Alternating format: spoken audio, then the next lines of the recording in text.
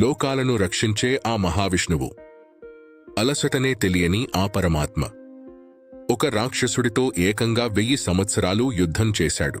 కాని అదే యుద్ధం మధ్యలో అకస్మాత్తుగా రణరంగాన్ని వదిలి హిమాలయాల్లోని ఒక గుహలోకి వెళ్లి నిద్రపోయాడు. సాక్షాత్తు పరమాత్మకే అలసట వచ్చిందా, లేదా ఇది ఒక మహావ్యూహమా? యుద్ధం మధ్యలో నిద్రపోవడం వెనుక ఉన్న అసలు రహస్యమేంటి? పూర్వకాలంలో మురాసురుడు అనే ఒక మహారాక్షసుడు ఉండేవాడు. ఘోర తపస్సు చేసి బ్రహ్మదేవుడి నుంచి ఒక భయంకరమైన వరం పొందాడు. నన్ను దేవతలెవరూ దైత్యులెవరూ చంపలేరు అనే అజేయమైన వరం. ఆ వరం గర్వంతో స్వర్గాన్ని ఆక్రమించాడు, దేవతలను హింసించాడు, 3 లోకాలను వణికించాడు. దేవతల మొర ఆలకించిన విష్ణుమూర్తి మురాసురుడిపై దండెత్తాడు. యుద్ధం మొదలైంది. రోజులు కాదు, నెలలు కాదు, ఏకంగా 1000 సంవత్సరాలు.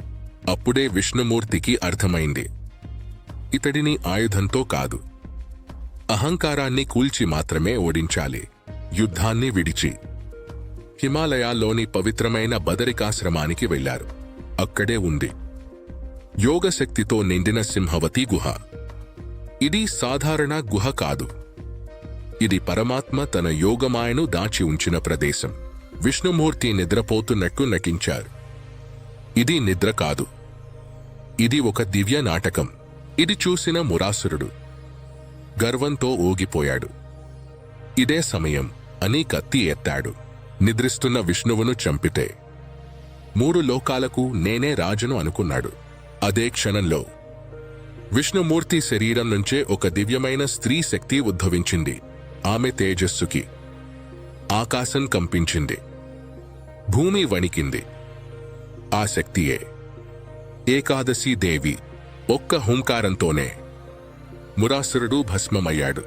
దేవుడు చంపలేని రాక్షసుడిని స్త్రీ శక్తి మాత్రమే చంపగలదు.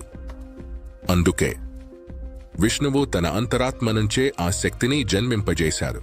ఆ రోజు మార్గశిర శుక్ల ఏకాదశి.